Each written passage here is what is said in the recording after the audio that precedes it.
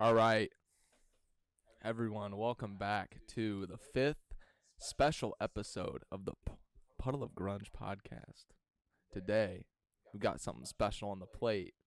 Colby, I'll allow you. Okay, so today we're going to be starting a series of album versus album. Today, the first one, we decided to kind of pick some of our favorite albums. At least this is my personal favorite. Where we're going to be doing Purple versus Dirt. The battle of the second albums. So, we're going to kind of go track by track. As a precursor, we are going to cut out Iron Gland off of Dirt because it makes it 13 songs and Purple's only 12. So we're going to go track for track and kind of put them up against each other, kind of debate them a little bit, and then give our thoughts and then go on to the next one. So first track for both of these albums is insanely strong. We got Them Bones versus Meat Plow. Yeah, we should preface before. We both love both of these albums. Oh, yeah. These are probably two of our favorite albums of the 90s. But this is all just for the love of the game. Love of the game. Argue. Love of the Argue ball. these out. So, Them Bones versus Meat Plow.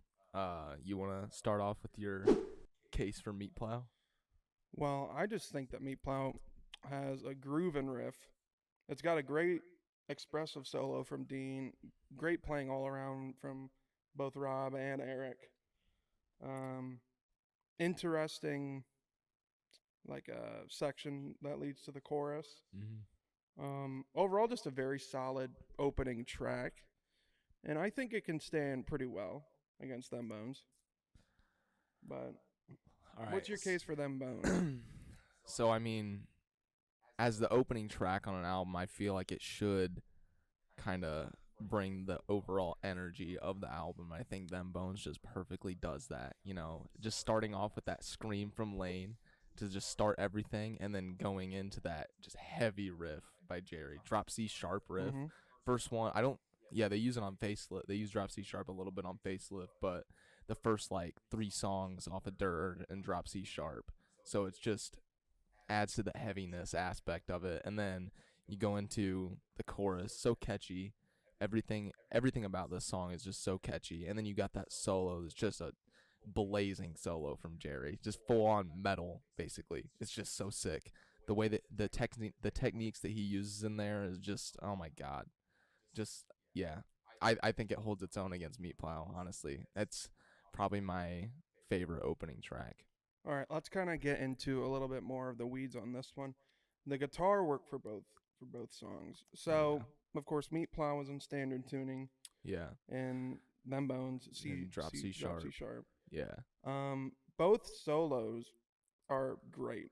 Yeah. I think Them Bones has the more memorable solo. I would say it's better phrased, maybe. Yeah. Not to say Dean's phrasing is bad on that song, but I just think Them Bones is so well laid out. Yeah. And just like the opening when he's doing like the little palm muted stuff at the start, I think it's I agree with you. The more memorable solo of the I think two. it's like, because a lot of people say that Them Bones is like their favorite Alice in Chains song, and a lot of the reason is for the solo, just because it's so driving in that aspect, and then it goes straight back into that chorus, which is also so memorable. I mean, Meat Plows is a memorable chorus, but I would say maybe not on the level of Them Bones. Yeah, I would probably agree that Meat Plow is not as iconic as Them Bones. Yeah. Like when, okay, no, I'm not gonna say that, but kind of. What about we go into like the bass and drum work of both of these? Yeah, songs? Yeah. So these, I mean, the rhythm sections for both bands are just phenomenal. You know, Rob is is your favorite bassist of all time, probably. Sean is probably one of my favorite drummers of all time. And then Eric, putting him up against Sean is just crazy. And then Mike Starr on Them Bones as well. He's kind of just going over like what Jerry's playing most of the time. Yeah, I almost think this is where Meat Plow might get a win. Yeah. In the bass category, just constantly moving bass parts on, that's kind of Rob's like specialty. And at least on this one, Mike Starr is mostly just following Jerry for the Yeah. most part, following Yeah. the main riff. So I'm saying Rob. Yeah, Rob. I'd give the bass overall to Rob just on a lot of tracks just because he is such an outstanding bass player and comes up with so many interesting parts. Not to say that Mike doesn't come up with interesting parts cuz there are We'll be talking about one later. yeah, We'll yeah, be talking about one later. But No kind of drum work now. drum work, man. Eric Kretz is a monster, I know that, but Sean Kinney, just the way that he hits the drums for the song, just I feel like there's an extra power behind it because it's this song. It's the opening track, got to bring it all. Yeah, I agree. Sean's drum work on them bones is very strong, mostly for the fact that It's in 7/4. they isn't switch it? between 7/4 and 4/4, Yeah. which I'm a 4/4 just for the solo section, I think. Mm-hmm. But other than that, they're in 7/4, which is very odd Yeah. or weird to count if you've never done it before. Mm-hmm. So, I may actually have to give that to Sean Dirt. Kenny on that one. I don't know. It's just something like a lot of the times I never really like notice the drums as much, but this one I actually do notice them and they're like pretty sick. Just because, like you said, it's in 7/4, so it's kind of odd to have opening track and a different time signature. It's Mhm. kind of weird to throw it off like that and then switch it up in the middle of the song as well for the solo is also just kind of just super creative in the way the song is structured. So yeah, I think them bones for sure for the drum work on that one. Vocalists, I don't even Well, man, this is where it gets hard because you got Lane delivering one of the best vocal performances, one of the most memorable ones in his career, one that everyone remembers. And you got Scott, who's I'll just let you get that. this one's even more difficult than any of the instrumental stuff because it's such a clash of styles. Because Mm-hmm. Meat Plow is definitely more hard rock, while Them Bones is definitely more metal inspired. Yeah. Oh So yeah, definitely. Lane's bringing a lot more edge to his vocals, and Scott is kind of just almost He- kind of crooning over top of it, keeping low. in He's his singing it with range. kind of like a swagger almost. So And break us he does it. down. Yeah, he Mhm. does it like in live performances too. He's got like a swagger when he sings it, and I think that definitely adds to it. But like you said, Lane just is able to kind of morph his voice for how the song needs to be sung. I mean, I know professional musician, he's supposed to do that, but his voice can just match anything that Jerry's playing, and just knows how to take it to the next level. So I don't know. This one's really hard for vocalists, but I gotta take Lane on this one, 100%. As much as I love that, I gotta stay steadfast on Scott on this one. Yeah. Oh no, his style and his phrasing on just the weird instrumentals on Meat Plow, it's kind of just Yeah. I mean, I perfect can to me. understand that, but you got like the harmonies with Jerry and Lane in the chorus as well. The chorus is very. I would say probably that the chorus of Them Bones is stronger yeah. than Meat Plow. What even is the chorus to Meat Plow? I've got another man, yeah, she shows me how. Well, that very expressive. Yeah. No, I'm standing strong. Okay. Yeah. All right. Now I respect it. I personally I do think that Them Bones is the more memorable. Maybe not. I don't want to say better because it's kind of subjective. You can't really think of what's better, but There is always a personal bias. yeah, there's on that. personal bias, but yeah, Them Bones for me is definitely over Meat Plow in terms of opening tracks. So, after having the talk, I will agree, and I will say a point to Them Bones as All right. Yeah. the better opening track. Them Bones on Dirt is followed by Damn That River, and on Purple, Meat Plow is followed by. Vaseline. So, Damn That River versus Vaseline. That's kind of a good matchup. Give it to me about Vaseline. Well, Vaseline is just so simple, yet the most Mhm. effective riff that could ever be written. And For Stone Temple Pilots kind of music. yeah, very riff oriented. Yeah. Um, memorable chorus, great verses, interesting use of the wah with the bass. Um, one of the meanest, fastest, most aggressive thrashing solo in this song. Yeah. Has one of the best pinch harmonics of the That's 90s. true. It That's screams. true. Yeah. And I don't know if my mind's going to be changed on this one. Vaseline wins this one. So I agree with all of your points on Vaseline. Damn that river. Having to follow them bones as well is kind of hard, but I think it does it perfectly just because it's also in that drop C sharp, so Yep. it kind of goes from the riff up on the 1st and 3rd fret down to a riff on the 5th to 7th fret or 3rd to 5th fret, whatever. But it'd be easier if we had guitars to like show what we're talking about. But you know, this one's not. It is riff oriented, but Jerry does a lot of stuff with just like singular note riffs as well throughout the song, like in a lot of bends. During the verse, he does a lot of.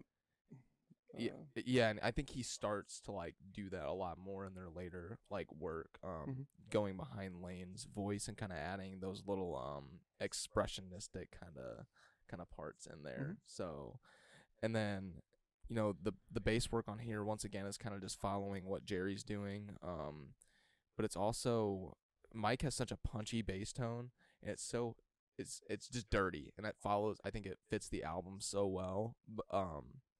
And then you got Sean on here, kind of just delivering something nasty with that tom work that he does on this, and then obviously Lane, his vocals on here are just phenomenal. So I do agree with you that Meat Plow is probably, I mean, not Meat Plow, the Vaseline probably has a better solo.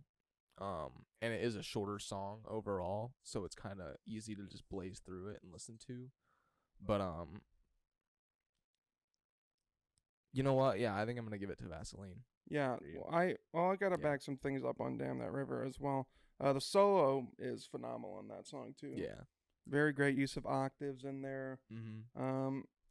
Also changing time signatures on Damn That River as well. Again, It might yeah. be, I think it's 6/4 maybe, and switches to 4/4 for the solo section. Pretty decently complex. Yeah, I think they start to up the complexity as the albums go. I think we have talked about that a little bit. But Alice in Chains really starts to up the complexity as the albums go. Same with SDP though. Like, oh yeah. Yeah. But go ahead, keep going. But yeah, the chorus for Damn That River is very strong. Yeah. It's also just especially if you're a guitar player, it's an extremely fun song to play. Yeah, it is. Go learn it if you haven't learned it yet. If you have a guitar. Yeah, Jerry's phrasing is just fantastic as always, but I just think that Vaseline, as simple and effective as it is, just stands just slightly taller. Yeah. And it's in that solo just like kicks it.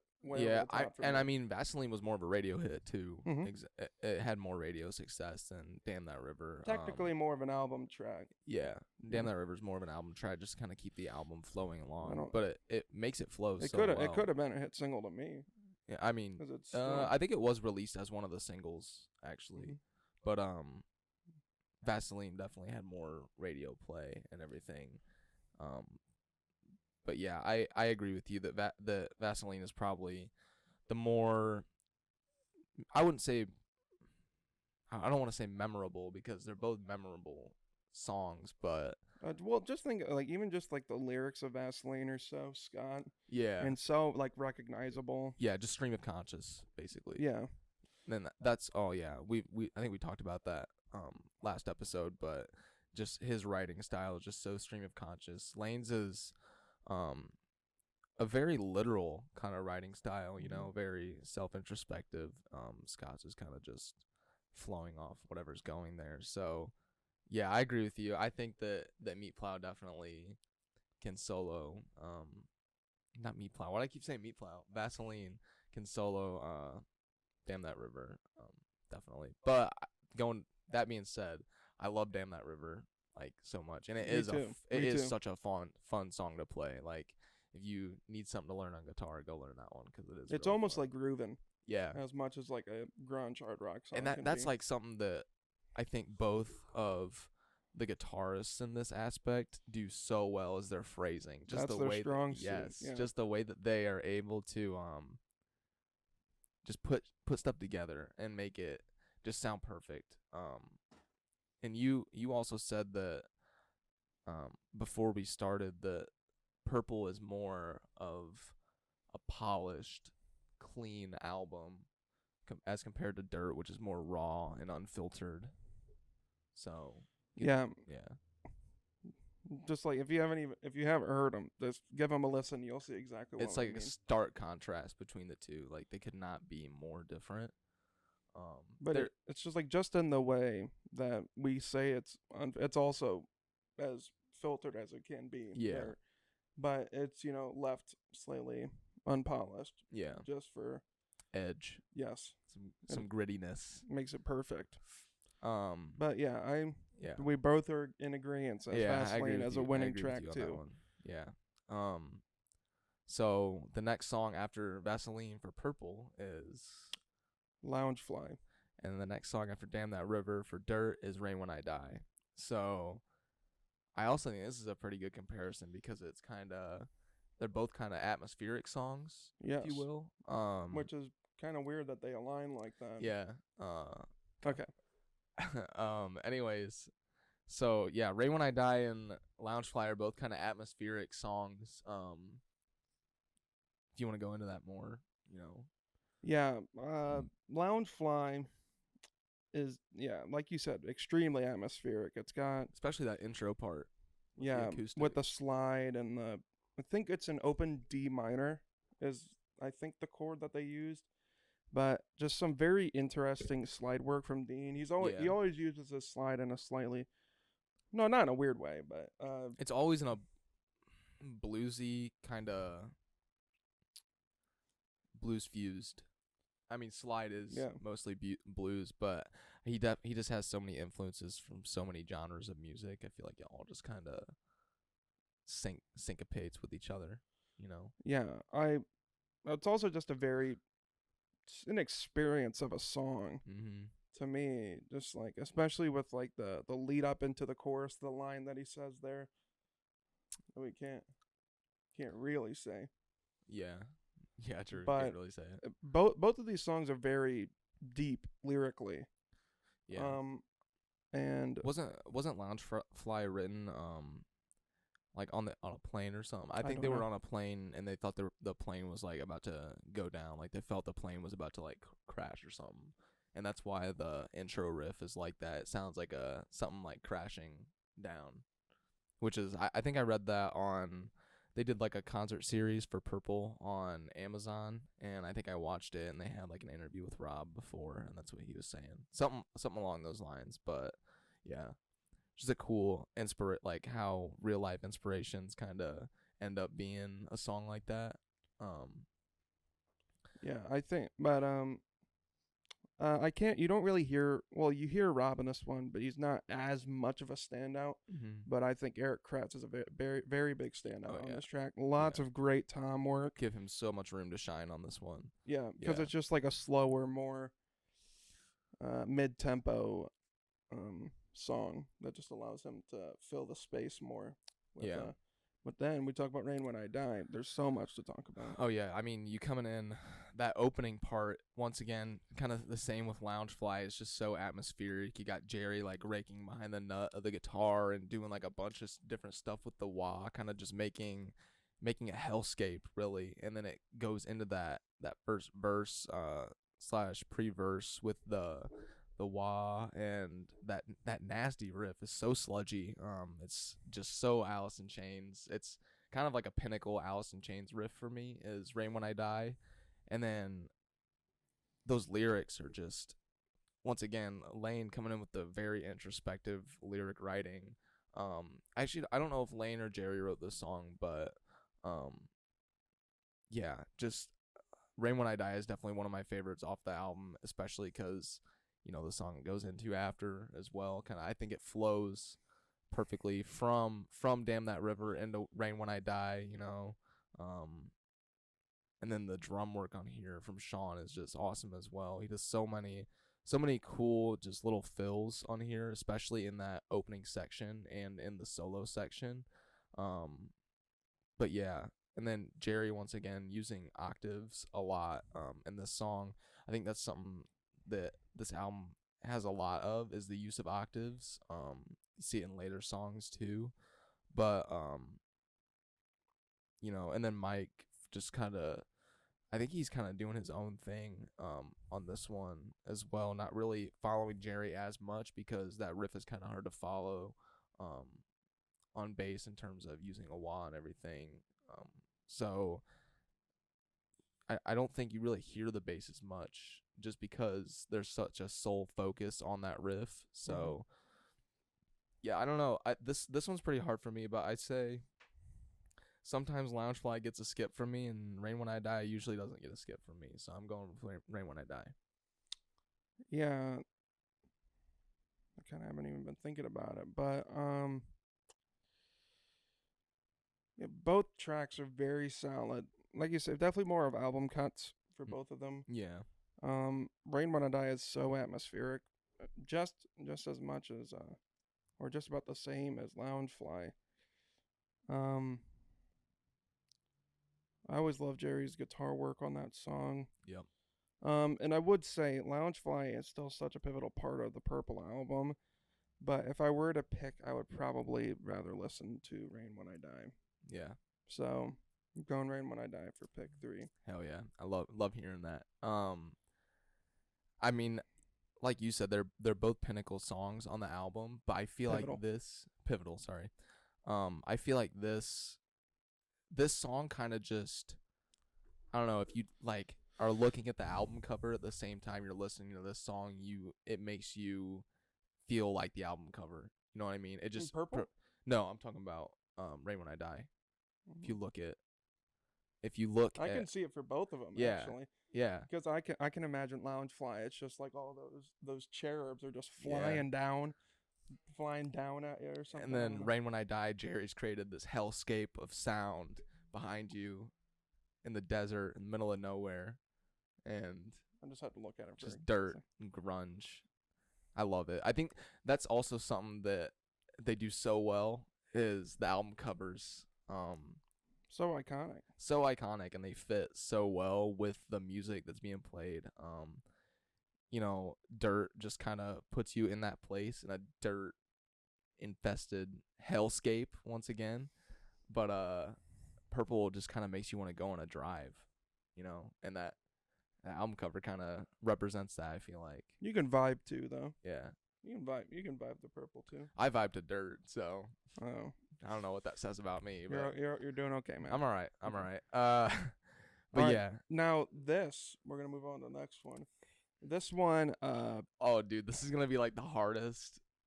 Yeah, this one's gonna be really hard. of course they had to line these two songs up. Yeah. So Oh, the man. fourth track on both Purple and Dirt. Fourth track for Purple is Interstate Love Song. Fourth track for Dirt is Down in a Hole. So, as a personal thing, this is Ryan's favorite song Down in of a Hole all is my time. favorite song of all time. I think it's just everything about it. That opening acoustic riff, and Jerry does that little palm muting thing going into that verse. The buildup of the drums just to set the tone, and then going into that verse, the lyrics on all the verses on this just rip your heart out, bro. And it's so perfect. And then Jerry in the back creating that landscape as he does with the cascading guitars, continuing to do that chorus effect on the riff that he's doing in the back, the arpeggiating through those notes, and then the chorus just explodes. The Down in a Hole chorus just explodes. I love it. It sounds, oh my god, man, I could gush about this song all day. There's really, and I mean, there's no solo section for either songs. Down in a Hole has kind of a bridge section before it goes into that last chorus, which to me is one of the most beautiful parts of the song is when him and Lane are trading those vocals back and forth. It's one of my favorite parts of the song. I think it adds so much to it. It's such a moment of intimacy between the two, and then going back into that final chorus is just perfect. I love the way that it ends out too with those little licks that Jerry's playing. It's just a perfect song in my eyes, and it's one of the best love songs ever written, personally. But yeah, that's my case for Down on a Hole. Oh, well, I gotta say that was really well put, especially the moment of intimacy between Jerry and Lane, because just gotta say it off the top. I don't think there's any way we can compare these ones lyrically. No, it's impossible. Interstate's lyrics are so perfect. Yeah. They're so fit the song so well. So roll your windows down. Yeah. Even everything about it is, but like Down on a Hole's lyrics are just like so deeply profound, so deep lyric or like meaning wise. Meaningful. Well. That's what I was gonna say. They're just so meaningful. They're gritty. They're like so not. Would you say self-hating? Self-loathing, kind of. Self-loathing. Almost. Just yeah. like I have eaten the sun, so my tongue has been burned of the taste. That's just such a dark, deep lyric. Just oh my god. Their metaphors are crazy. Yeah. But Interstate. Okay, well, get back to it. Come on. Well, can't gush about Down on the Hole. You're repping Interstate, bro. Come on. Oh, this is easy. So literally every single thing about Interstate is absolutely perfect. Beautiful chords underneath, a great slide playing at the start from Dean, one of the most iconic slide parts of the 90s. Then you bust in with one of the most iconic riffs of the 90s. I was trying to say that. Iconic riffs of the 90s just like lead you into this beautiful chromatic riff that you're about to hear. Some of the most unique chords that could have been used on this song, played in such a way that it was supposed to be bossa nova, but they said, Rob was like, nah, let's switch this up. Let's switch this to a kick-ass rock song. Yeah. And then they use the same chords as the intro for the chorus, but I wouldn't want it any other way. The tone is unbelievable. The drumming is absolutely phenomenal. Both drummers are in the pocket, but I'd say that Eric absolutely gets a nod on this one. The bass playing on Interstate is just textbook how you write a bass part to a song. So much movement, so much fluidity between the parts. It like makes sense. It's almost an art form the way that he's playing the bass. Then the guitar work on this song, I already mentioned a little bit before, but absolutely perfect. Just a chromatic riff with the chord voicings that he used.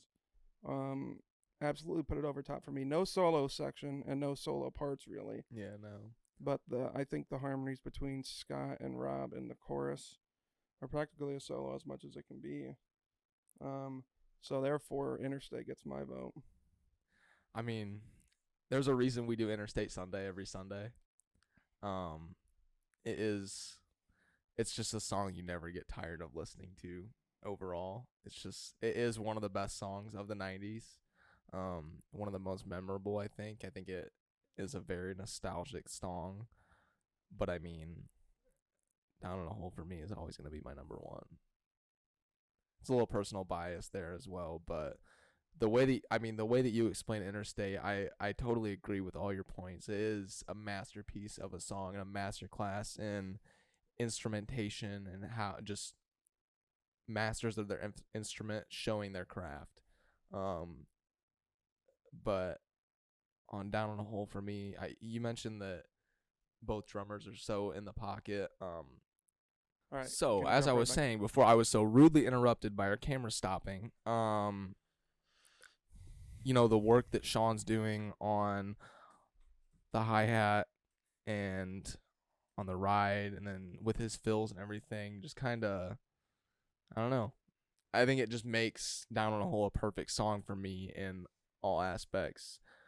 And then I don't know what kind of bass Mike is using. It sounds like it. I think he used Spectres at this. Yeah, time. but pretty sure his bass tone is more laid back than it usually is. I think it fits the song so perfectly. It's not punching through as much. There's still moments where it breaks through the mix and you can hear it blending along with those chords that Jerry's playing over that verse, and it's just, I don't know. It's also like Interstate in that it's just a masterclass of everyone at their creative peak, kind of showing what they can do. I think they're both perfect songs, like 10 out of 10 perfect songs. But I'm always gonna take Down in a Hole. Yeah, I have to agree. I completely agree with you that Down and Hole is absolutely a perfect song. But I think this is just something we will always constantly disagree. Like, but there's always times when you switch slightly where it's like, oh my Yeah. gosh, this song is just so unbelievable. Mm-hmm. And then you're like, okay, Interstate's so great. Oh, Down in a Hole is so great. It's just because that's just the beauty of music. Is like we can have a different opinion on this, but we can both still think that they're both just absolutely some of the greatest songs of all time. A genre, practically. Yeah, totally agreed. It's just, they're perfect songs. There's really no other way to put it. So I think we shake upon that. It's a draw. Draw it's a for draw. that one. It's a draw. We cannot pick. Yeah, I can't pick on that way one. Too good. Yeah. So what we got next? So we got Sick Man on Dirt up against Still Remains on Purple. So, Sick Man has never like been one of my favorite Alice in Chains songs. I know it is some people's favorite Alice in Chains song. I can understand why. It is a cool song. It's kind of a different, it's a very different approach to Lane's singing. He kind of adds a lot of vibrato on his voice. Was this the one? Oh. No, that's Godsmack. Oh yeah. Okay. I didn't.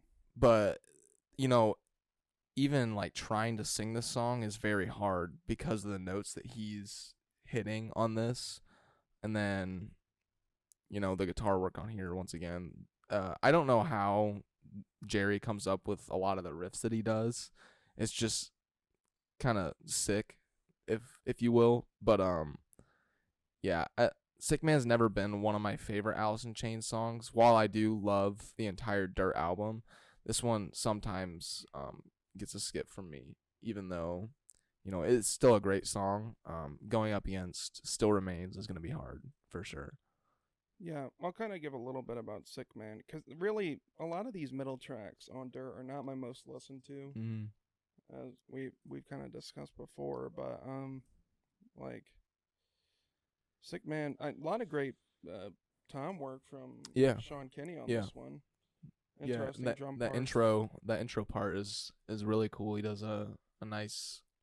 That's like a lot of a lot of fast tom work on there, and then kind of keeping that. It's almost like Lane's kind of rapping over it, but I'll let you keep going about what were you gonna say about Sick Man. Well, that's kind of really all I had to say. Yeah, Sean has a lot of cool tom work on this one. And really just in general. In general, phenomenal. And the way that his toms are tuned, the sound that he gets from is just so tight. But yeah, up against Still Remains is gonna be tough for sure. So, Still Remains. I've heard Ryan say this. I'm gonna quote him on this. One of the greatest, you said, I think, love songs ever written. Yeah. Just because it's so, just like profound and deep. Yeah. From take a bath, I'll drink the water that you leave. Yep. Just showing like the testament that whoever Scott, I think it was Scott that wrote this, was writing about how deep and like strong the love was. Yeah. It's like, I don't know, everything just musically. This song is perfect. Great bass playing by Rob. This is one of the songs that me and Ryan have played a few times. So Ryan knows more about the guitar part. I know more about the bass part, but the bass part is great. A lot of sliding bass, arpeggiated stuff. Yeah. Or like an arpeggio. He does a lot of stuff like that on Interstate, which was just before. But I don't know. I think Still Remains is just such a beautiful soundscape. Yeah, it's very airy. that perfect word to describe Yeah, it. very airy. Slidey. Yeah, I know the guitar part for this. Colby knows the bass part better. So like he was saying, but the chords that Dean's using use a lot of the open strings in there, and it kind of just adds to the openness aspect of the song. It's such a, once again, Scott's stream of consciousness writing coming into play here, especially with those verse lyrics and everything. But Dean's guitar part on here is profound. I think it's just very recognizable, at least to me. It like you said, slidey and open.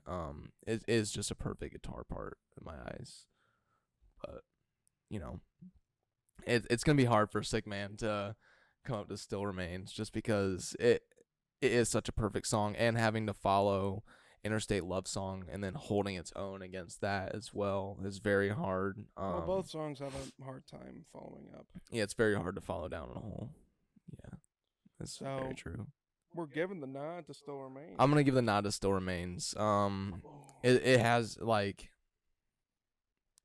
been one of my favorite songs to listen to, just because I feel like you can listen to it in any mood. Like if you're sad, you can listen to it. If you want like a pick me up, you can listen to it.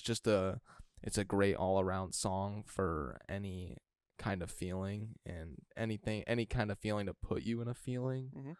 You can change the tone of the music just by the way you think about it. Yeah, exactly. Because it does sound pretty happy. Yeah, but then you do a deep dive into the lyrics, and they're so deep, and they're so not self-loathing, but just talking about that abiding love that he has is so just the way that Scott was able to express himself through lyrics was just phenomenal. So yeah, Still Remains gets the nod from me over Sick Man personally, but yeah, more like I'm arguing for Purple right now. So yeah, Join the side. Yeah. Join the dark side. I love both these albums so much, though. It's like I can listen to both these multiple times a day and not like be mad about it, because they're both just so good. That's why it's so hard. That's why we chose these ones as the first one to do, because we knew that it was gonna be a hard challenge for us. So yeah, let us know what albums you want us to compare next. By the way, if you've made it this far. So yeah, what do we got next? Well, I know we got Pretty Penny on Purple versus Rooster. Pretty Penny versus Rooster. Ooh. Yeah, that one's gonna be hard. This is a hard one. Well, I don't know about that. I don't know if it's a hard one, because I'll just. You want to go into Pretty Penny first? You want me to go to Rooster? Yeah. So these two songs couldn't be more different. Yeah, completely different against each other. Pretty Penny is like an acoustic, 98% acoustic. Yeah. Interesting chords, mostly repetitive. Mm-hmm. I think there's probably only 2 sections in this. It's very interesting use of chords, though. Once again, from Dean, but yeah, it's just a lot of normal verses, and then a very interesting kind of like a chorus part. It's kind of weird. It's the way that the song is set up. Yeah, it is kind of just a weird song in general. On that album, like in the middle, I feel like. Yeah, I think it's very beautiful though. Yeah, it has kind of a haunting beauty to it. Yeah. Yeah. Especially with the harmonies that Rob and Scott do in the middle, or during the chorus part. It's I still think it's a very strong track. Yeah. Nothing like so stand out about it though. If I were to pick a song from this album, this would not be the one. Yeah, I'd say that Pretty Penny sometimes gets a skip from me. Yeah, I definitely, but that's no hate on Pretty Penny, obviously. No hate on Penny. Like we said, we love practically every song on both albums, but when you have to be critical, sometimes you don't want to hear a song. Yeah, sometimes, sometimes it's not in the mood to hear it, Yeah, but I still think that Pretty Penny can stand a chance. But let's kind of get into Rooster a little bit. So Rooster, obviously, some it's written by Jerry. All the music and lyrics are written by Jerry. I think Jerry wrote the lyrics. He might have just written the It was music. about his dad. Yeah, so. it's about his dad, Vietnam War vet, I think. So I feel like that the entire song just encapsulates that, and even his dad has said in interviews that, or Jerry said that his dad has like heard the song and said that it just reminds him of that time. So it's kind of, I know that Jerry wrote the riff staying at Chris Cornell and Susan Silver's house while he was on acid. I know that. And I feel like it kind of shows just because of how much the song opens up in that middle part. It's kind of constrained to just the chorusy riff, just strumming those bar chords / open chords, and then it just opens up so heavily into those octaves, with the wah pedal as well. I think it's just such a creative part, especially to go under what Lane is singing.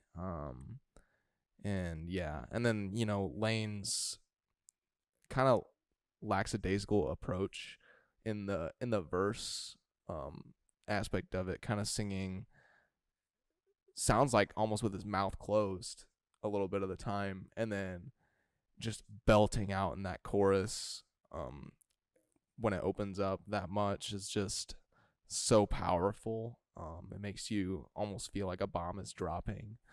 And then same thing with Sean, kind of delivering a very lax, laid back beat until that chorus. The drums build it up, and then it just explodes once again.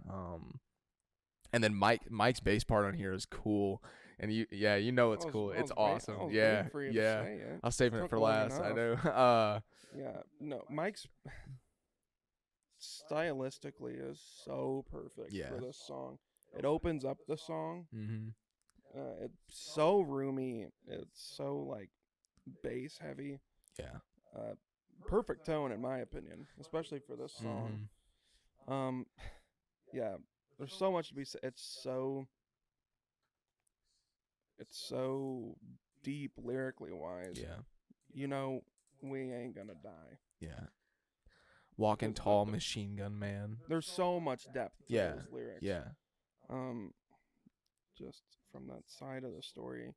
Or And from the I think that's storyline. what it does. Is it just tells a story throughout the whole song, and that's something that Alice in Chains doesn't really approach as much in some of their songs, but this just lays out such a beautiful story throughout the whole song. And then the way it closes with those harmonies, the high harmonies of almost like a rooster. Just, oh man, Rooster is great. Yeah, it's like if you've never heard this song before, your life gets changed once you hear it. Yeah. I gotta say. Wasn't it on the top 500 songs of all time list? I don't know. Probably was. Was in Born a Horns video. I don't know who that is. The top 500. Oh. Remember that No, what is video it? that we used to watch? Yeah, that's what I'm talking about. Yeah, Born a Horn. Yeah. That was the guy. The top 500. Yeah, top 500 songs of all Okay, time. I didn't know if that's yeah. okay. Yeah. No, I'm not talking about a Rolling Stone list or anything. No. We're gonna have to go through the Rolling Stones guitarist list. By the way, I know it's already been done 1,000 times, but we got to go through it. Give our opinions on that because there's some ones on there that's like for real. But anyways, yeah, I'm taking Rooster over Pretty Penny. A lot of every time for me. I will back you on it. I will say Rooster gets the nod on this one. Yeah, just a outstanding song. Just the riff writing, the lyrics, the creativity in the parts is just perfect. So, yeah. Yeah, they crafted it so well. Yeah. And all right. nothing could take it away from it. So. Yeah. So, next song, what do we got, Nate? Junkhead versus Silver Gun Superman. So, Junkhead versus Silver Gun Superman. Colby, take it away. Well, I think of Silver Gun Superman as a super underappreciated, overlooked song on Purple. Yeah. They play it live every time we've seen them. They play it live. Um, It kills So- live every single time. it's a movie. It's like a grooving drop D yeah. riff. He's sliding all over the top. Wah pedal on there. Yeah, super interesting like chord movement on the what would be the pre-chorus or the chorus? Chorus. I think it's a chorus.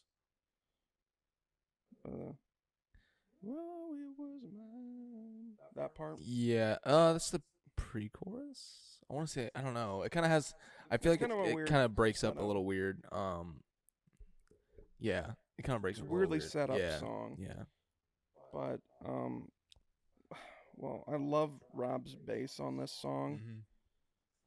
Eric's drum work is great. Is so good as well. Like I'm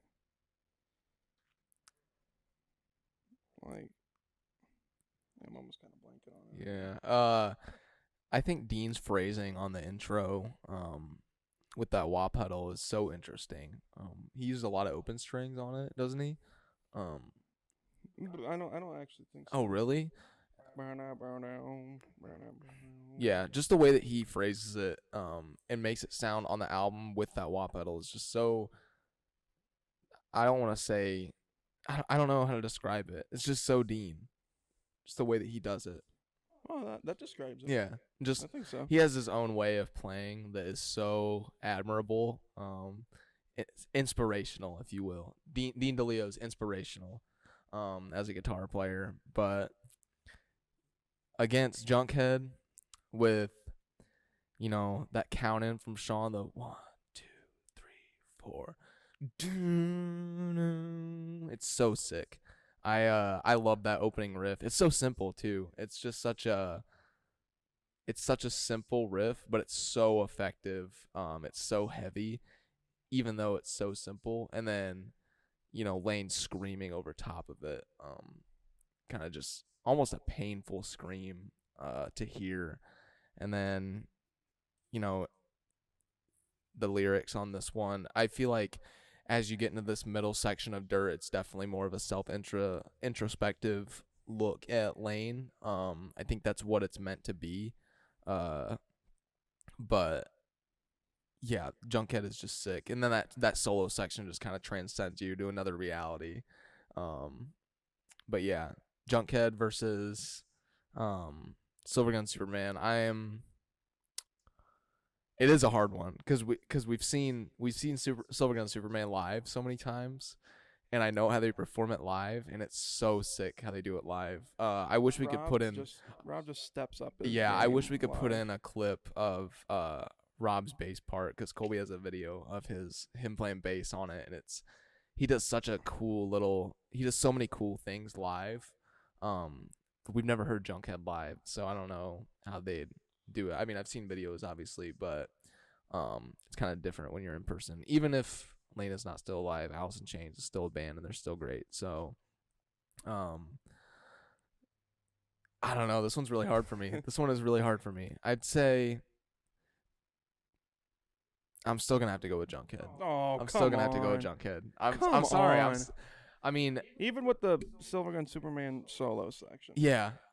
I don't know. It's just I feel like Come on.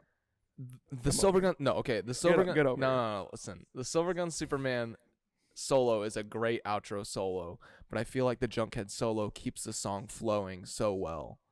You know what I mean? It fits the song so well. It just transcends you to another universe. Like I said. Yeah, both do.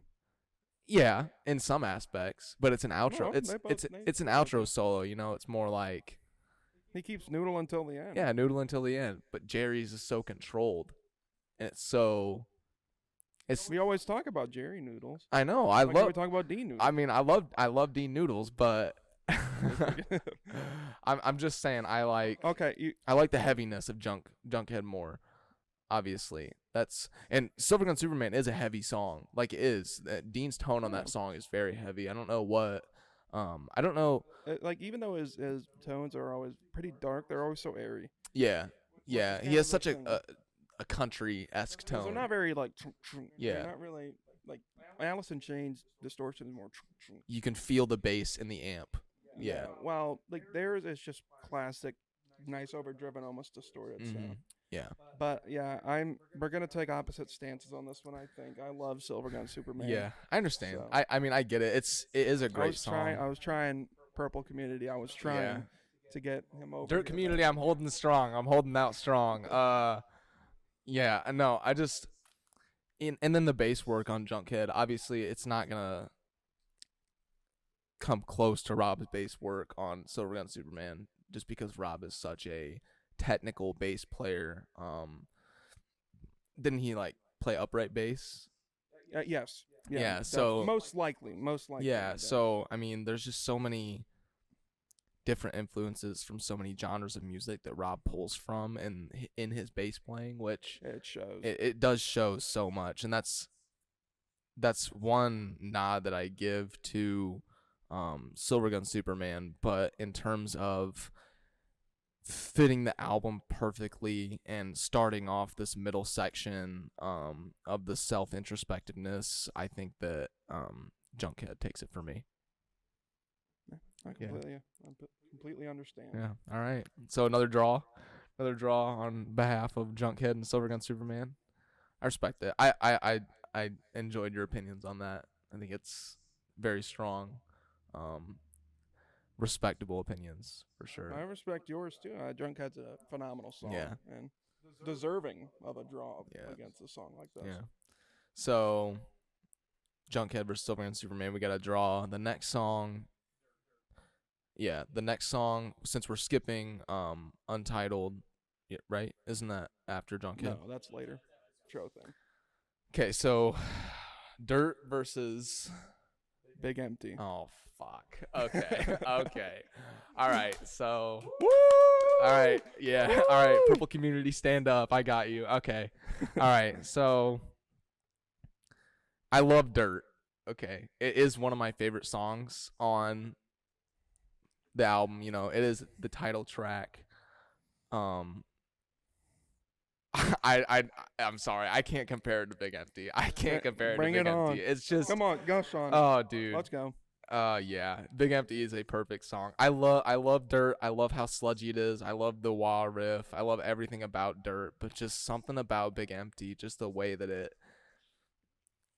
just the sound that it creates, just the feeling that it invokes is just, oh man. Eric's drum fill into that chorus is just so monstrous, bro. It's great. It's great. Just give it, yeah. It just makes me just smile even thinking about. Yeah. Big Empty it's like you're like walking into like a jazz lounge at like 12 o'clock at night. Yeah. Just like the intro of that song. Oh, that's it's so perfect. low down, and then you get the bum bum bum bum, and then he just breaks into the. It's one of the most iconic choruses of the '90s. Yeah. Big Empty solos this. Yeah, I have I'm to sorry. agree. I totally agree with you. I love every single thing about Big Empty, and it's one of the songs that on Purple I go listen to purposefully. Like, I go to listen to it when I want to listen to it. It's one of those songs that you will just go out and seek out to listen to. Yeah, you seek it out. You're not. It's one of the ones that if you put your playlist on shuffle, if it doesn't come up, you go and put it in the queue, like to play next. It's just such a phenomenal song. While I love it's an anytime song. yeah, I think. yeah, perfect way to put it. Anytime song.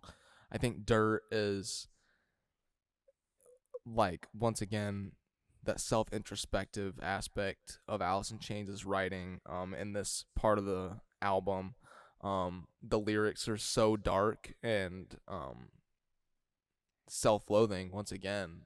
This one really self-loathing, literally very, very self-loathing, just talking about, I mean, I want you to kill me, drag me under, like stuff like that is just so, it makes you feel the song at a different level, but I think Big Empty just strikes a chord it's a massive G chord at the beginning of that chorus that just opens it up so massively. And I definitely got to give this one a Big Empty. I don't even think there's really, I mean, I can make an argument, but it's going to be very hard to even compare the two just because it's such a perfect song. So Dirt Community, I'm sorry, but Big Empty's got to take this one. Purple Community, stand up. Yeah, Purple Community, Let's stand go. up. Yeah, go for it. Give you a round of applause. All right, so next on Dirt, we got Godsmack. And then on Purple, we got Unglued. Godsmack versus Unglued. See, This is full of this is full of haymakers. yeah, This one. yeah. So, Unglued. Well, I'll let you make your point for Unglued. Okay. So, Unglued is just very. I don't know if I would say. Would you say punky? Yeah. It's a very simple riff. Yes.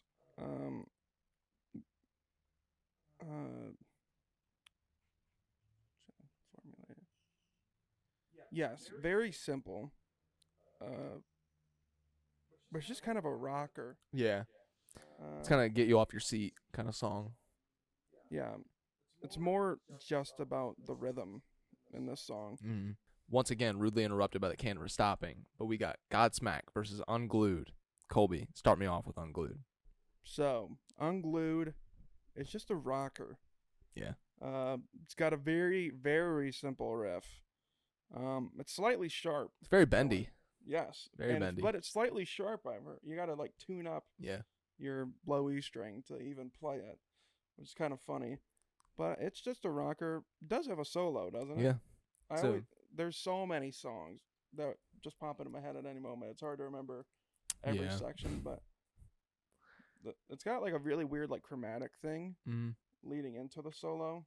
Yeah. And then he like pinches two strings together. Wah-boo, wah-boo, wah-boo, Yeah. when he The does technique that. he uses is weird. Yeah, there's a lot of just standout parts about Unglued. Definitely an album track, I would say. It is not. It's not like a single. Even though they did perform it on Letterman. They did perform it on Letterman. Yeah. With Christmas Time Is Here. Yeah. That's a great performance. Scott in those green sweatpants. blue Henley Yeah. sweater. Yeah. Yeah, Unglued is a rocker. I do agree with that. But going against Godsmack, it's such a spanky riff from Jerry. It's very blues-esque. And then that solo in that song it's just a very odd solo. The phrasing in it is very odd. Even for Jerry, who does some pretty odd phrasings every now and then, is pretty off kilter if you would say. But there is something that Colby and I do agree on Godsmack, and I'm not the biggest fan of Lane's vocals on this one. Might be a little controversial take, but we should not his vocals, but his vocal styling. His vocal styling, because Lane's vocals are always just Lane's vocals peak. Perfect. But his stylistically the vibrato that he adds on a lot of them, it doesn't really hit in the same way for me as it would if he was just holding out a note like cleanly.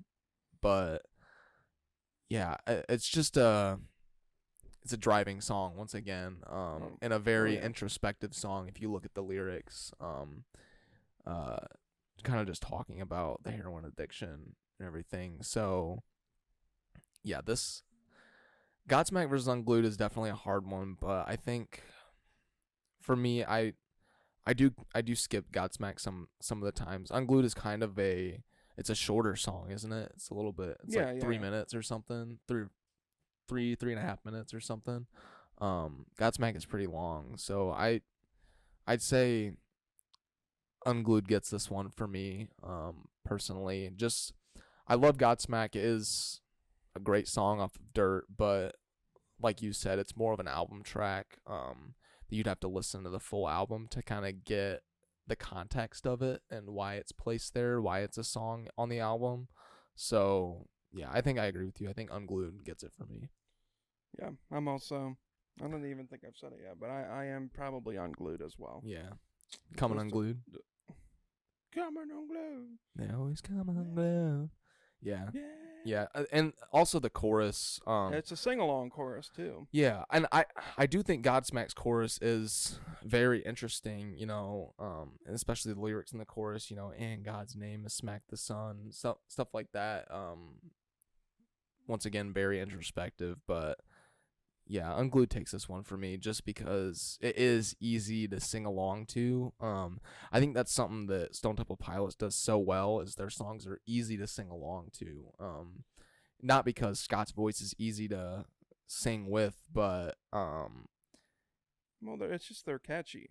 yeah, they are catchy. Well, also yeah, well, they can also be musically complex, and that goes for both of them. yeah, yeah, Like that's the thing. Like we said, there's such a stark contrast between these two albums. yeah. Dirt is all about atmospheric, Mhm. just giving you a full experience of the song. Yeah. Delving into just The human psyche. emotion. Yeah. Yes, yeah. And Purple is just like a kind of a feel good Hard rock with album. some deep parts in it too. Of Yeah. course, Lounge Fly. Still remains. It has its very intimate moments, but it is through and through a hard rock album. Yeah. Yeah, but we just gotta make sure we reiterate that because Yeah. But yeah, I take there's no comparing. yeah, Unglued for me. Over Godsmack. All right, Purple Community, stand up. All right, But yeah, next Purple one. Community holding it down right now. Next one, we're skipping Iron Gland. Correct? Yeah, we're skipping We have Iron Gland just three- because it's 3 left. yeah. So the I next do notes. the next ones that we've got on the plate are Hate to Feel versus Army Ants. And this one they're also kind of both atmospheric songs. Army Ants kind of makes you feel like you're up in the clouds. Hate to Feel makes you feel like you're 6 feet underground. And yeah, I think Hate to Feel is so cool because it's Lane and Jerry dueling guitars. They're both playing. I think this is actually a Lane riff that he came up with. So it's very interesting to see his side of the songwriting on this one. Are you not thinking of Angry Chair? No, he's playing on. Okay, Hate to I was Feel just too, making. yeah. I was only. Yeah, just making he's playing on both. Okay. But yeah, Hate to Feel is very atmospheric. I love Jerry's solo on this one. It's very bubbly. It kind of just bubbles up and kind of bursts at some point. And he's throwing in those very loose blues licks everywhere, and it's very Jerry-esque. And then, the bass on here is punchy and deep and raw, just like we were talking about in the beginning tracks. It kind of hones back to that. So, and then obviously the drums on here, such a tight playing by Sean, keeping it all together and just creating such an atmosphere for the song to just lay on top of is perfect. It's what he's done so well throughout the entire Alice in Chains discography. But Hate to Feel versus Army Ants, I think I'll have to take Hate to Feel on this one. You haven't even said anything about Army Ants. You go Come for on. it.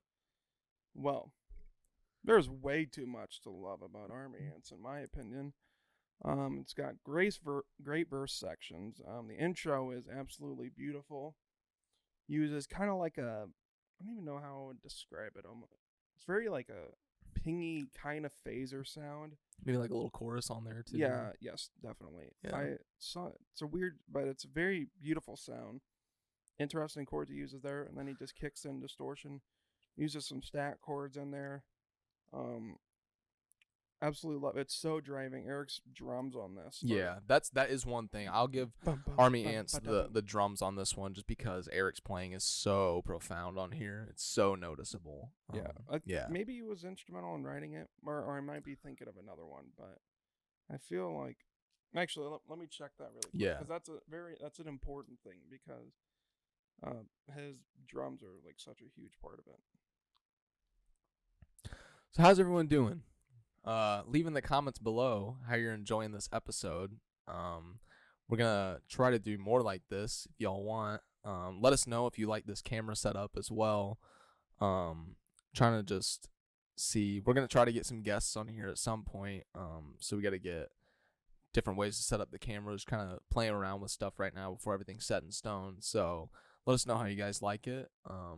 Yeah. So Colby, what'd you find? Dean wrote the music for this one. Okay. I'm maybe assuming that he's not writing the drum part, of course, but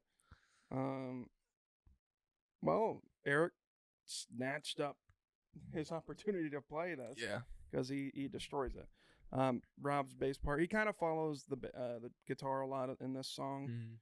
But yeah, I would love to hear them do this live because it'll be such a rocker. It'd be a treat. Also got such a great solo section. Yeah, that is true. I do love the solo section on Army Ants. It's blazing, and that Army Ants is very airy. Once again, puts the air back in the album. Even though I feel like this album is so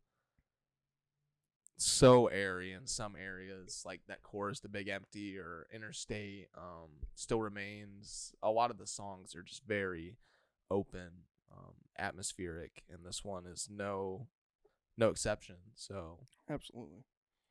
but yeah, I'm taking Hate to Feel for me.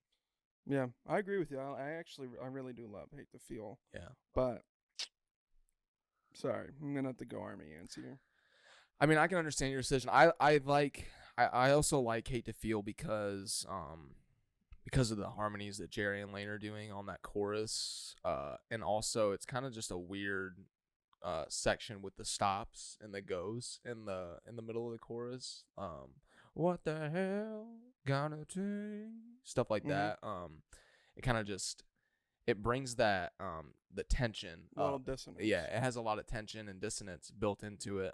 And I think it just adds so much to the song and the feeling of the overall album. I think it fits perfectly as the third to last track. So yeah, I'm taking Hate to Feel over Army Ants, but Army Ants is a very, very close contender for me. So Purple Community, sit down, taking Hate to Feel. Okay. Dirt Community, stand up. That's what I'm saying. All right, so now we're going to go on to the second to last track. So what we did with this one, there is only 12 songs on. Yeah, on Purple. Yeah, and since we're skipping Iron there's still an extra song. Yeah. I don't know. I don't understand it, but yeah. But we're splitting the last song off of Purple on the two.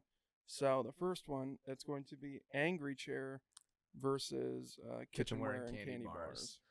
So, Angry Chair, I feel like it's debated between a lot of Alice in Chains fans as being either their favorite song or their least favorite song. I've heard that debate a lot. I personally love Angry Chair. I think it is kind of the last set of introspective view that we get into Lane. And then it's just a perfect lead in to the last song as well. I think that is one of the reasons why I love it so much, is it just ties into the last song on the album so cleanly. And then once again, that I think just starting with that riff, there's a ton of reverb on there, a little bit of delay on there, and it's a Lane written riff as well, so I think that adds to it. And then Sean's drum part in here, it kind of matches the Man in the Box drum part a little bit, and I know live they go from Angry Chair into Man in the Box a lot of the time because it matches so well. But he is doing a lot of like cool tom work on here, and it's very Sean Kinney. That's just the best way to put it. And Mike's bass part on here is very punchy. It's more following the guitar once again, but yeah, I do love Angry Chair, but Kitchenware and Candy Bars is just something else to it. It's just, once again, it's so airy. Just that first part is so relaxed, and like you said, sounds like you walking into a jazz lounge at midnight on a Saturday night, and Scott Weiland's up there singing it to you, and then it just breaks into that massive, massive chorus. But yeah, I'll let you go into it. Yeah. Well, I can sense his leaning on this one maybe a little bit. Kitchenware and Candy Bars is amazing to me. It was the first song Colby and I figured out by ear together. Yeah, oh, that is true. Yes. Yeah. Yeah. It's a relatively simple song, and it's just got a great aggressive solo section Yeah. that Dean really rips into live. Plays a lot of great stylistic stuff, and on the album too, it's a little more laid back. Mm-hmm. But I just love this song. It's so like you think it's just so relaxed, and then it hits you with an upstroke. Yeah. And Yeah. Oh, the upstroke, the use of the upstroke is just the open strings. perfectly timed. Oh, and the open strings. Yeah, perfectly timed. I love Eric's drum part on this too. He's doing a lot of work on the hi-hat in that little verse section. They got that little bridge part too. Yeah. Tell me a lie. Yeah. Yeah, it's Man. Stand up. Gonna be Stand up, hard, Purple. bro. Damn. Let's go. But I do like Angry Chair. As you say, it's definitely not like a favorite Alice in Chains song, and I always love it when Lane writes a part. Yeah. I love the unplugged version of Angry Chair. Yes. The unplugged version of Angry Chair, maybe Absolutely. honestly over the album version for me sometimes. But I don't know. I also the solo on Angry Chair is pretty damn good as well. So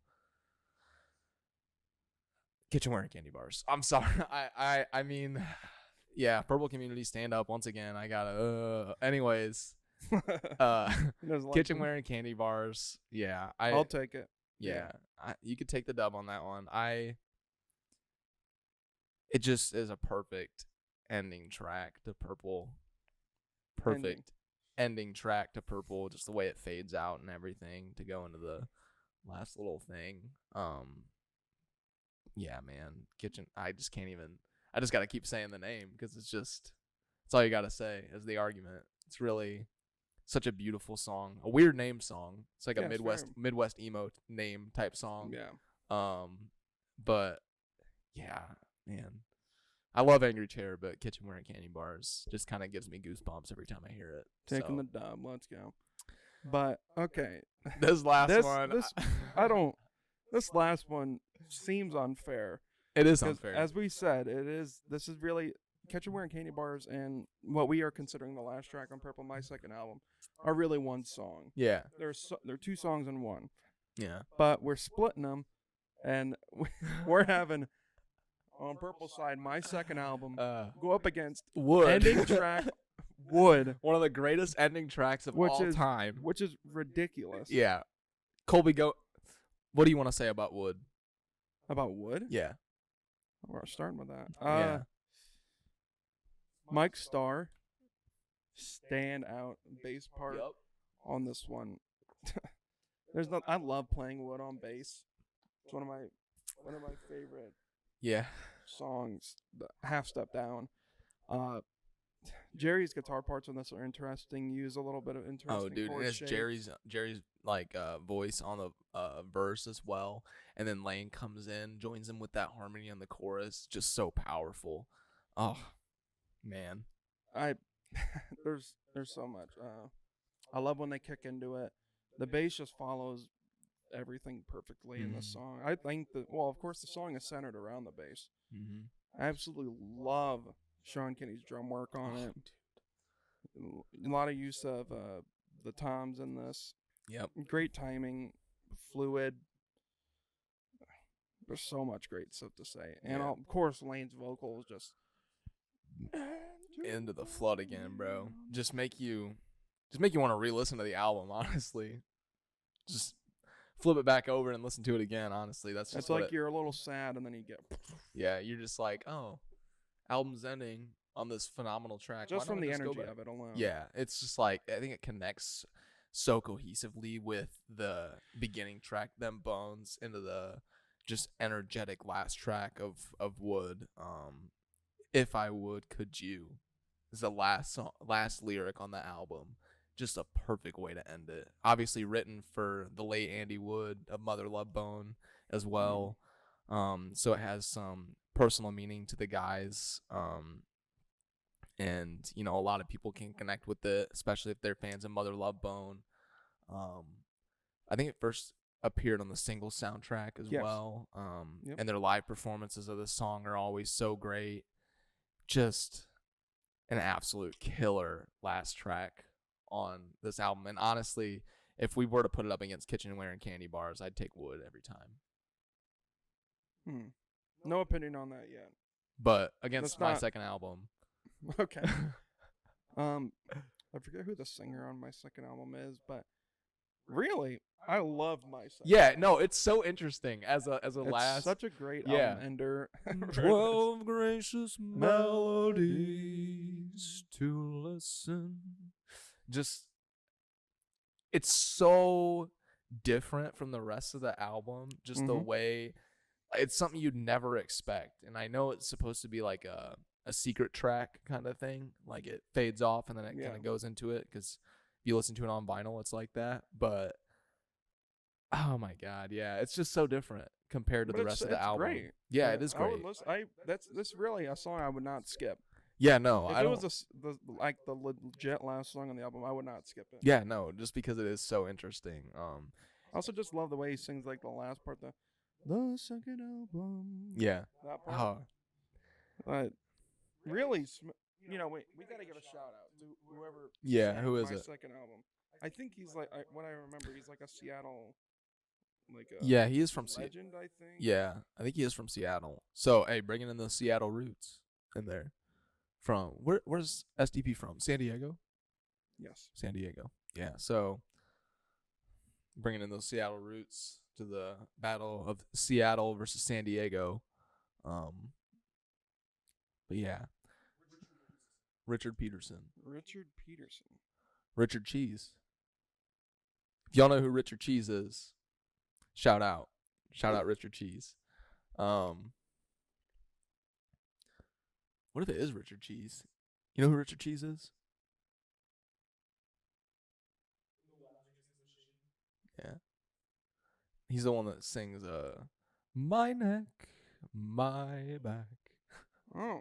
That's Richard Cheese. He also does a Very cover of interesting. break stuff as well in like a lounge singing voice. It's so good. He was like the guy who sang it was like a trumpet player or like a multi-instrumentalist that was known around Seattle. Oh, really? Which so like that's Spoon super Man. interesting. What? So like Spoon Man. Almost like a Spoon Man. Almost like a kind Spoon of. Man. Okay. All right. Good, very Like good an singer. artist. Artemis. Yeah. Is his name Artemis or Artis? The Spoon Man. Artist. Artist the Spoon Man. Gotta have him on the pod. Yeah. I'm sorry, but my second album does not hold a torch. My to, second album, I gotta say, to Wood, bro. It's Wood. Yeah, it's Wood through Wood. and through. It solos it. That is that's a good. That is a good argument. Our second producer, stand-in producer Nate, just put in a good thing that like, Alice in Chains maybe would not be able to make my second album. It's like it's true. I mean, yeah, something like Swing on this. Well, that's different. Yeah, you're right. I don't think they. I think it's just once again these albums are just so contrasted with each other that it just would not fit in that.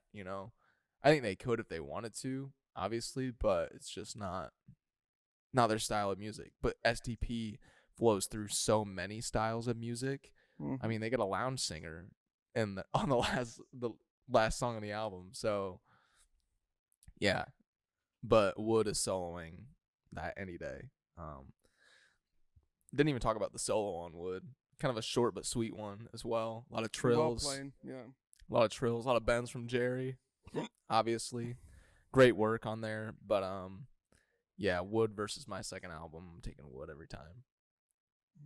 But yeah.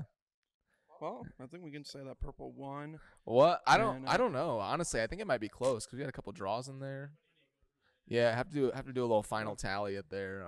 Well, I'm guessing that Purple won. So yeah. All right. Let's go. All right. Well, everyone, let us know what your favorite album is out of these two. Maybe even give an argument in the comments for which one and why. But for me, I'm taking Dirt. Obviously, Colby's taking Purple. I'm standing steadfast.